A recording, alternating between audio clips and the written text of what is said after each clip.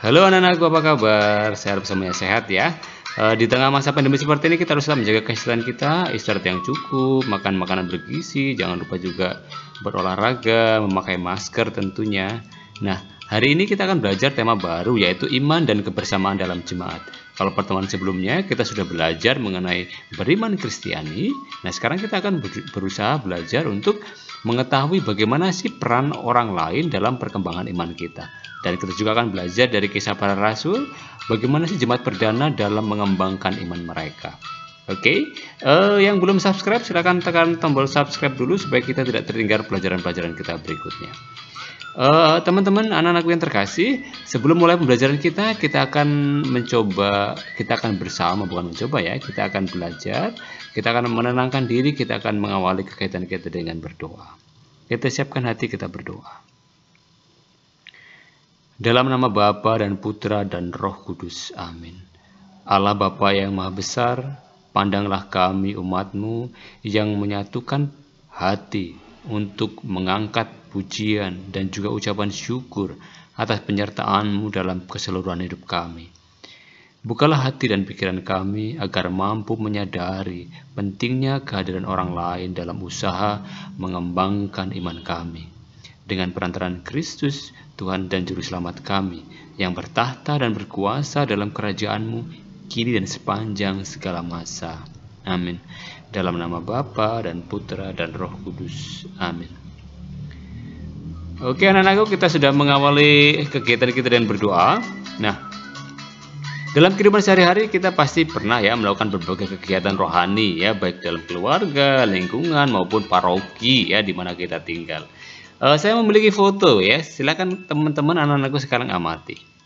Oke, foto yang pertama, kira-kira kegiatan apa ini ya?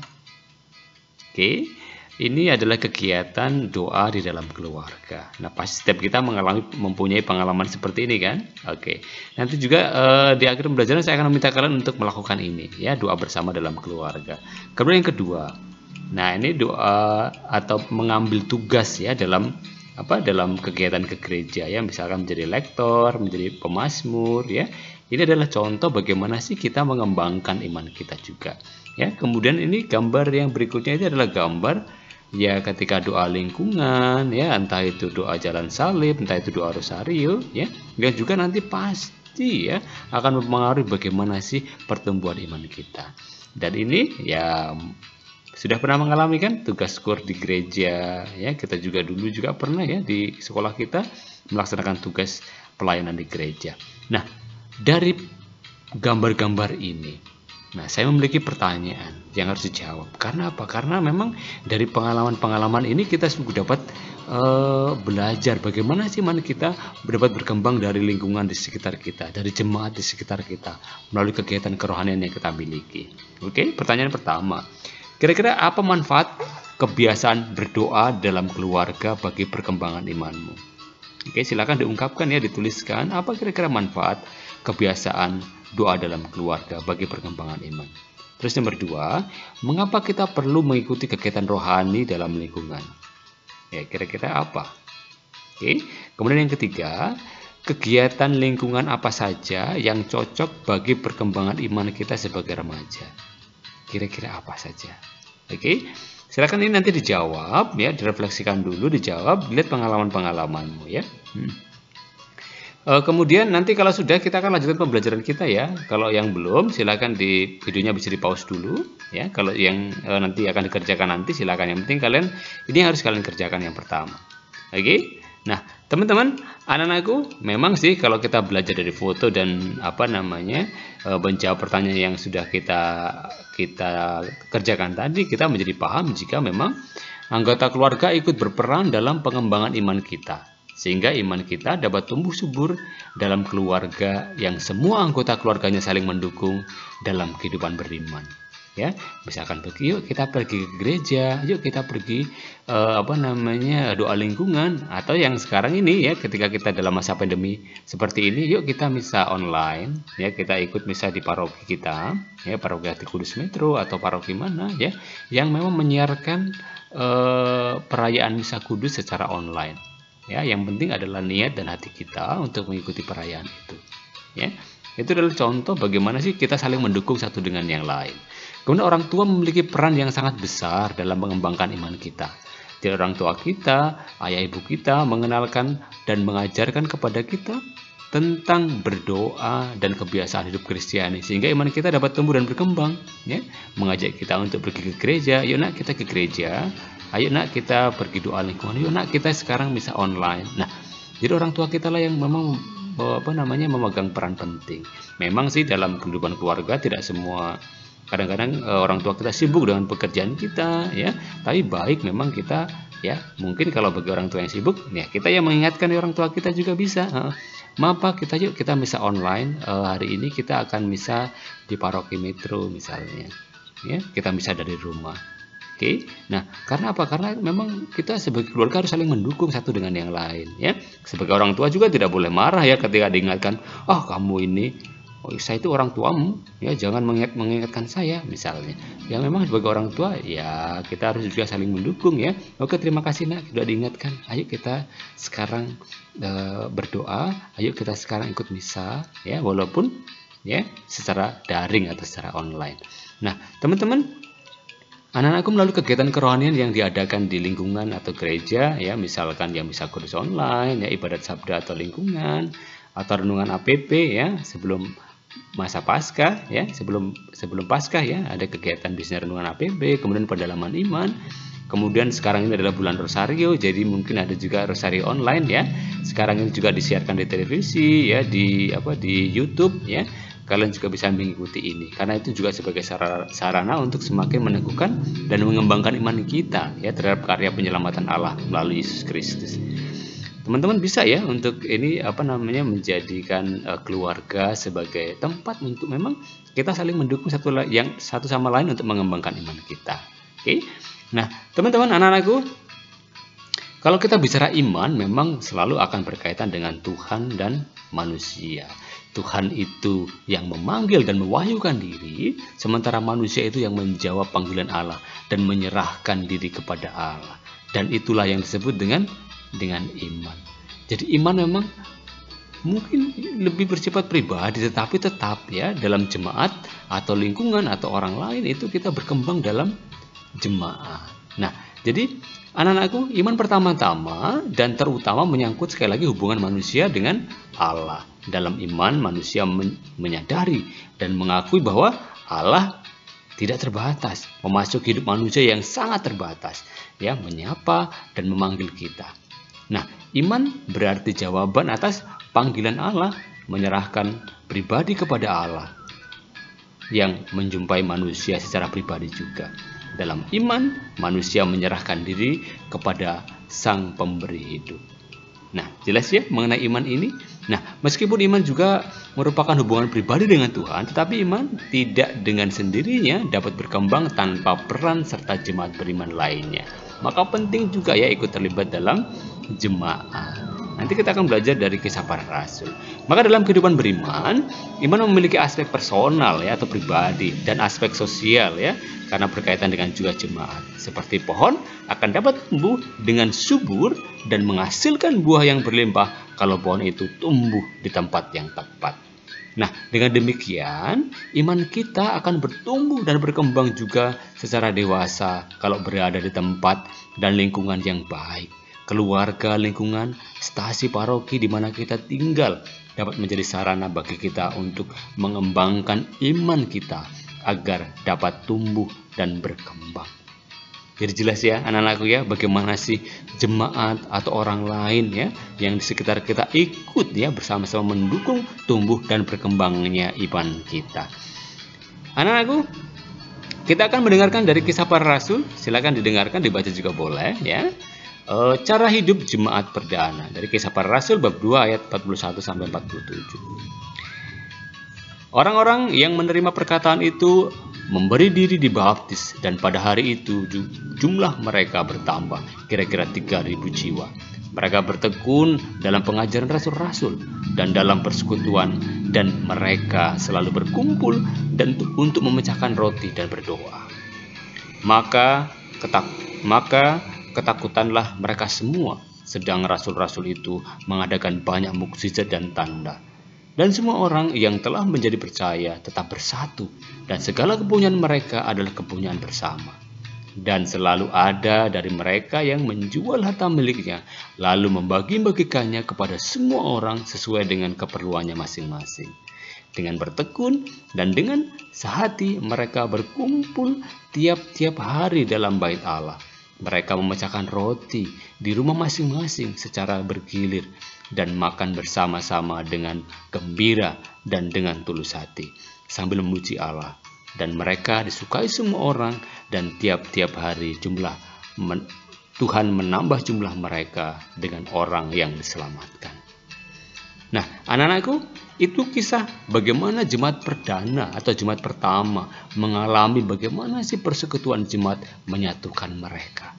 Bagaimana sih mereka menanggapi dan mewujudkan iman mereka. Nah, teman-teman, mari kita gali lebih dalam dan menjawab pertanyaan-pertanyaan ini. Ya, yang pertama, bagaimana cara jemaat pertama mengembangkan iman mereka? Kalau kita lihat dari kisah itu, ya. Yang kedua, apa buktinya bahwa iman mereka semakin berkembang dalam kebersamaan dalam jemaat? Apa sih buktinya? Ya, tadi kan dilihat ya dari kisah itu. Kemudian yang ketiga, mengapa kebersamaan dengan jemaat penting untuk mengembangkan iman? Kira-kira apa? Kenapa penting? Kemudian nomor 4, apa yang dapat kamu lakukan untuk mengembangkan imanmu agar semakin dewasa? Apa yang bisa dilakukan kalau kita bercermin dari yang dilakukan oleh jemaat perdana tadi? Oke, silakan nanti jawaban itu nanti dikerjakan, terus kemudian nanti juga direfleksikan ya, dikirimkan juga ke Bapak Ibu guru. Ya, oke. Kemudian yang berikutnya, yang kita akan bahas tentang kisah para rasul ini. Ya, anak-anakku, kisah para rasul ini secara jelas sebetulnya melukiskan cara hidup gereja perdana. Ya, orang-orang yang mendengar pengajaran para rasul menjadi percaya dan beriman kepada Yesus. Ya, iman mereka dinyatakan dengan apa? Dengan kesediaan mereka untuk menerima baptisan. Ya, setelah dibaptis, mereka kemudian bertekun dalam pengajaran para rasul, bertekun dalam persekutuan, berkumpul dalam bait Allah setiap hari, memecahkan roti secara bergilir dari rumah masing-masing, dan makan bersama dengan gembira dan tulus hati. Inilah yang dilakukan mereka untuk mendukung satu sama lain dalam mengembangkan iman mereka. Selain itu juga mereka saling memperhatikan dan berbagi milik mereka sehingga tidak ada yang berkekurangan dari mereka. Nah, anak-anakku, sebagai remaja kita juga dapat terlibat ya dalam karya pelayanan gereja tentunya agar iman kita dapat berkembang lebih sempurna ya melalui kegiatan-kegiatan misalnya ya pendalaman iman. Pendalaman iman ini bisa dilakukan di sekolah ya, tapi pendalaman iman gereja ingin menimba kekuatan agar hidup iman mereka semakin diarahkan kepada Injil Yesus Kristus sehingga iman semakin berkembang ya. Bisa di sekolah minggu ya, bisa di kelompok-kelompok bina iman ya, atau kelompok-kelompok misalkan misdinar ya dalam lingkup jemaat. Nah, juga yang kedua, menjadi lektor atau lektris ya. Menjadi lektor atau lektris itu berarti mereka dilantik untuk mewartakan bacaan-bacaan dari kitab suci kecuali bacaan Injil ya. Lektor juga dapat membawa wujud-wujud doa umat dan membawa mazmur tanggapan misalnya ya. Jadi itu yang bisa kita lakukan sebagai bagaimana sih kita mewujudkan iman kita sebagai remaja ini ya. Menjadi misdinar atau putra-putri altar ya. Misdinar itu berarti asisten misa dari bahasa Belanda, misdienaar ya. Mereka yang membantu imam saat mengadakan pelayanan Ekaristi ya, pasti kita tahu ya. Dan kalau kita memang ingin terlibat di dalamnya, memang kita harus benar-benar menyiapkan diri ya. Karena apa? Karena memang ya banyak yang harus diketahui ya, banyak yang harus dipelajari. Nah, ini sebagai wujud juga sebagai perwujudan iman kita. Kemudian mengikuti perayaan Ekaristi itu penting sekali karena itu inti iman perayaan kita. Jadi Ekaristi adalah undangan untuk mendasarkan dan meletakkan perjalanan sejarah hidup umat manusia beriman pada perayaan kurban persembahan diri Kristus. Ekaristi dengan demikian adalah teman perjalanan, namun juga sebagai sumber peneguhan bagi pergulatan hidup manusia dalam ziarah hidupnya. Nah, teman-teman yang terkasih, itu yang bisa kita lakukan ya. Perayaan Ekaristi sekarang ini pada masa pandemi seperti ini ya, ada beberapa paroki yang sudah melakukan misa tatap muka, tetapi memang ada yang banyak yang masih melakukan misa-misa online. Ikutilah ini, ya. Jangan sampai kita tertinggal, jangan sampai kita malah terlena, ya. Karena apa? Karena tidak mengikuti perayaan ini. Karena kita akan kekayaan rohani kita akan semakin berkurang kalau kita tidak ikut merayakan perayaan ini. Nah, teman-teman, anak-anak yang terkasih, sebagai aksi nyata, ya, saya ingin kalian, ya, supaya ini diwujudkan dalam tindakan. Bulan ini adalah bulan Rosario. Maka carilah informasi di internet mengenai doa Rosario yang disiarkan secara live streaming atau disiarkan langsung.